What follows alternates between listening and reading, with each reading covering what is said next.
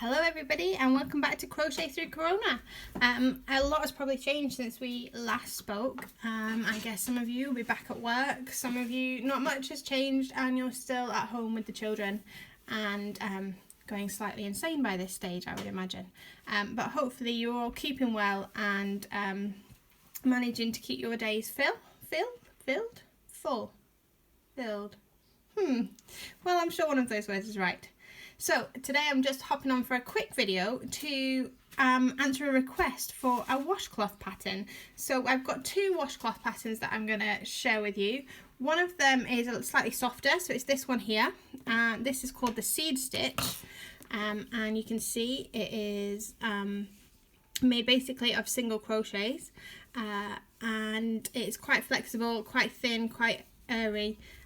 I think it would be quite nice as a flannel or face cloth as well, so I'm going to show you that one, and then I'm going to show you a slightly chunkier one in the next video which might better suit a dishcloth, but give them both a go and see which one you prefer. So today, as I say, we're going to work on this seed stitch. So you will need a ball of yarn. I have got some recycled worsted weight yarn. And I've actually got the wrong hook out, so I'm just gonna, whoa, it's all going to pop. Just going to grab my hook. I've said that I've actually swapped back to using this purple hook, which is a 4mm, but you can use the 4.5 if that's what you've got to hand. It doesn't make much difference. I just quite liked the slightly tighter feel of the 4mm hook, but either will work just fine. And then I'd suggest having a smaller hook size, so I've got a 2.5 here, for making a little handle to hang your cloth up to dry. But again, if you don't have one, you can equally just do it with the hook that you have to hand, so do not stress. You'll also need some scissors and your darning needle, wherever that is. I've lost this so many times over lockdown. Handily, the children haven't had too many spikes from it, so it's all good. So to start, I'm not going to give you an exact pattern for this. I'm just going to give you skills and then you can adjust it to what you need. So the seed stitch, when you start, you need to cast on an odd number of stitches. So it's completely up to you how big or small you'd like your washcloth to be. I'm going to cast on 25. I quite like that. That comes out at about this size for the worsted weight. Oh no, this is a DK actually, this one. No, it's not, it's worsted weight. Anyway, it's slightly different yarn, but I'm going to cast on 25 nonetheless. So in case any of you have forgotten, I'll do a very quick recap of how to cast on. We're taking it over the back of our finger. We're using our thumb to pinch the long bit into our fingers and then pulling over the top and inserting our hook just there and pull tight. And we cast on by just doing little slip stitches. So we yarn over and pull through. 1, 2, 3, 4, 5, 6, 7, 8. Don't pull it too tight. 9, 10, 11, 12, 13, 14, 15, 16, 17, 18, 19, 20, 21, 22, 23, 24, 25. Okay, and then we start by single crocheting in the first chain from hook, so not the second chain from hook, sorry, so not the one that the yarn's coming through, but the one just after that. And we're just going to do a single crochet, which if you remember is insert your hook, yarn over, pull through, yarn over and pull through. We're then going to chain one. We're going to skip the next stitch and single crochet into the one after that. And then we chain one again. And you will notice this is a really repetitive pattern, and I quite like these making washcloths as they're quite a mindful project. So what I mean by that is just a good project for being able to just switch off, zone out, and just focus on a repetitive pattern where your brain just gets to just stop thinking about all the other million things that have been going on throughout the day, and you just take time to focus on one single activity. So it's just chain one, skip a stitch, and single crochet. then chain 1, skip a stitch, single crochet into the next one, chain 1, skip a stitch, single crochet, chain 1, skip the stitch, single crochet into the next one, all the way to the very second to last stitch.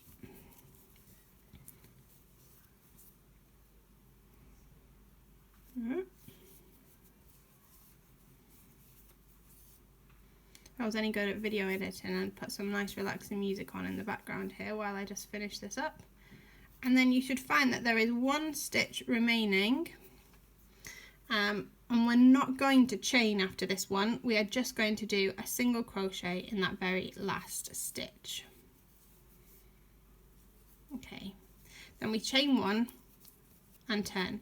So that, just to take a quick recap, we single crochet to start, then we chain 1, skip a stitch and single crochet, chain 1, skip a stitch, single crochet, all the way up to the second to last stitch, or second to last chain as it is the foundation chain, where we single crochet and then we don't chain 1, we just single crochet again in the last chain. And then we chain 1 to turn and single crochet in that very first stitch. And then we chain 1 again, and we single crochet then in the chain space. So where you've chained 1 on the previous row, you single crochet into that space, and then you chain 1 again, and you skip the single crochet on the row below and do your next single crochet into the chain space, and then chain 1, skip your single crochet and single crochet into the next chain space, and you just repeat that all the way along. I find it quite nice. You're not looking for the top of stitches, you're just looking for the big gap, and you whack a stitch in there. I'm sure people would put it more eloquently than that, but hey, that's not what people you're following. So you just repeat that all the way to the end.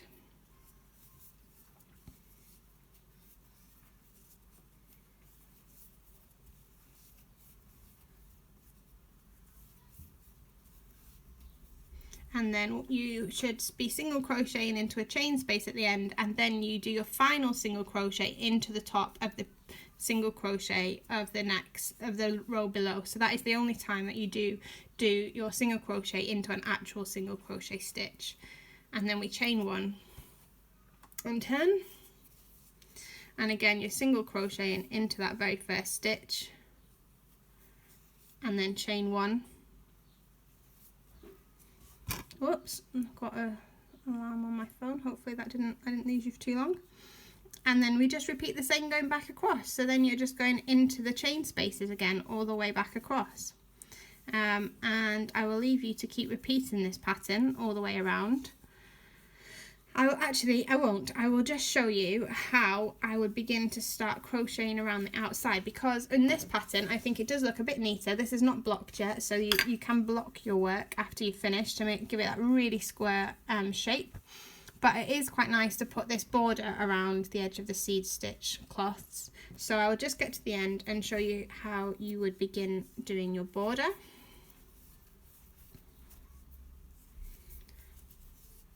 So as I said, it is really quite therapeutic. You are just repeating the same pattern over and over, and it should work up quite quickly because of that.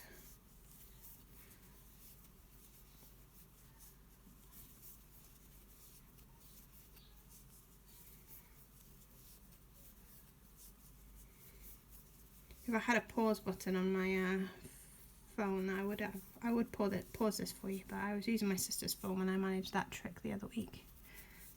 There we go. So we're just single crocheting again. So at the end you'll end with 2 single crochets, because you've got the one into the chain space and the one into the final stitch of the previous row. And then I would chain 1, and instead of turning, when you've got to the end, instead of turning, you'd just then do another single crochet into that same stitch. And then as you come back along, you just single crochet into the end of each row. So it's really quite simple. And then when you get to the corner, like I have just here. This is the corner stitch. You chain one, you do your single crochet into the end, and then you chain one and do your second single crochet into the end, and that allows you to turn.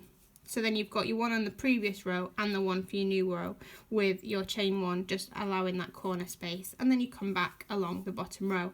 Now as you come back along the bottom row, you need to be aware that you will have less obvious spaces. So because you did a chain one and skip one, you can see the difference. So if I try and highlight this here, so these two are straightforward single crochet bits, so they're easy to see where you're going to go.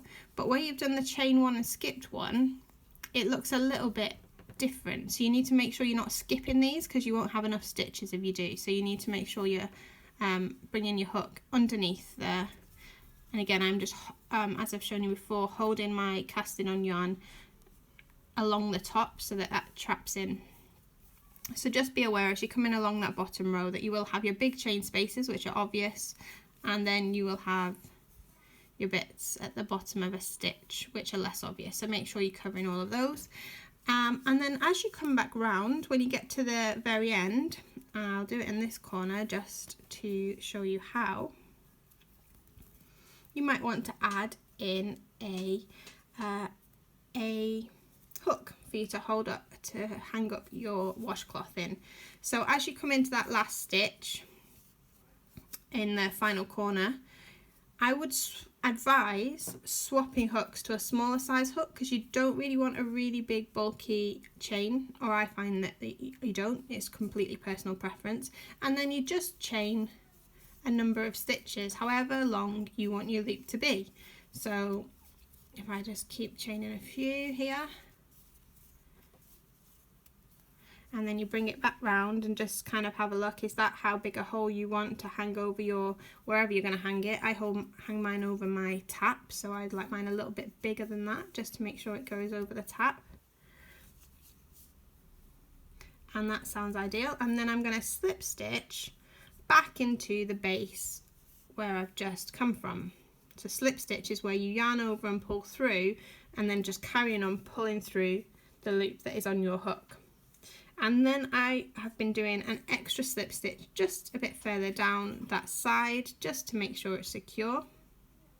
And when you are using the smaller hook, it is a little bit more tricky to get your yarn over and pull through without losing strands, so just do be aware of that. And then chain one, pull your yarn through, and this is where you would just cast off and snip your yarn there. I'm not going to, because then I can reuse this yarn. And then you have a nice little handle in the corner of your work, and where you've cast off and you've got that extra yarn, then we just sew in the ends like you have been before, back and 3 times, picking up different threads to make sure your yarn is secure. And you should then end up, I've not actually made my handle here yet, but you will end up something like this with a loop on the end here. So hopefully that has been a helpful tutorial for you. You can then go on and block your work if you want, so you can use anything from a piece of cardboard to some children's foam mats or corkboard, and you just dampen your piece of work, and then you get some pins or drawing pins or anything that you can find that you can stick through it, and you just pin it out in the corners and then a few down the side, just to hold it into that nice square shape. And another top tip, when you try and decide when to stop, if you want a square, a good way to do it is just to fold over your work as you're going and just see, does it make a triangle? Do the sides match up? If you put the points together, are they all equal on each side? And if you end up like this, then you know that you just need to make a few more rows. If you end up like that, then you've done too many rows. So hopefully that makes a little bit of sense and helping you to know how many rows you want to do before you stop. Brilliant. I shall see you again for another video with a different washcloth stitch in the next few days. Thank you. Bye.